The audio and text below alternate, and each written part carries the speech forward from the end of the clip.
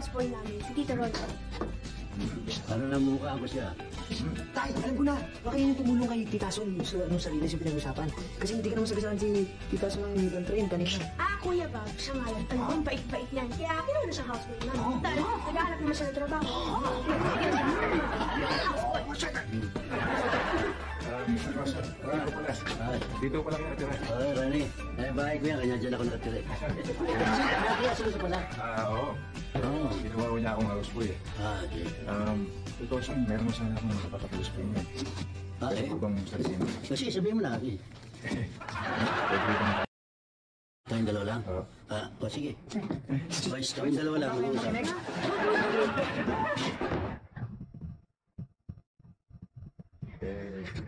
Kasi o, gagawin, yung papakip. Ano ka ba? Kami dalawa lang eh. Nais kayo mga sila eh. Sumunod. Hindi kasi o, yung ipapakiusap ko sa inyo. Ito maaari ko sana eh. Saan ba? Saan na kayo sumunod eh? Sari tayo. Ito tayo. Huwag po tayo tulog. Sige.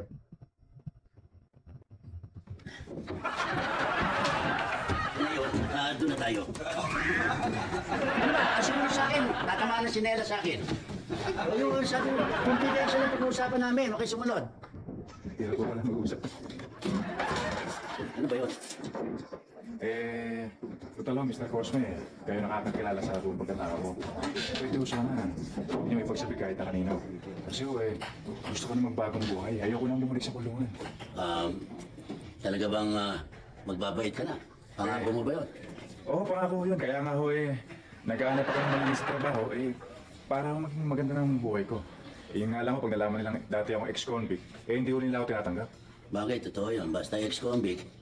Maski si Ason, pag nalamang galing ka sa loob, baka patansikin ka niyan. Ako kaya nga nasa inyo yung pag-asa ko para mapagbagong buhay na ako Please naman Hindi. Ako, magtitikom ako ng bibig.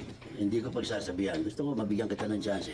Pero pangako mo lang sa akin na talaga mag-going straight ka. Magpapakabait ka. Baka pati ako mapahamak. Sigurado yan. Okay. Salamat basta magpapakabait ka. Okay sa akin. Tutuloy na ako. Baka hinahanap na ako Sige. Sige.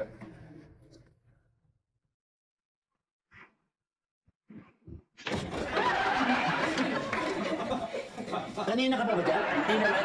Inakot ko na yung ex-convict pala siya, no? Tsaka, kaibigan mo kakusap mo pala yan, ha? Lihim na lihim sa harapan ng bintana ako. Scoop yan. Abante, people tonight, money table. Tsaka tutuwa sila sa panlalaman niya, sigurado.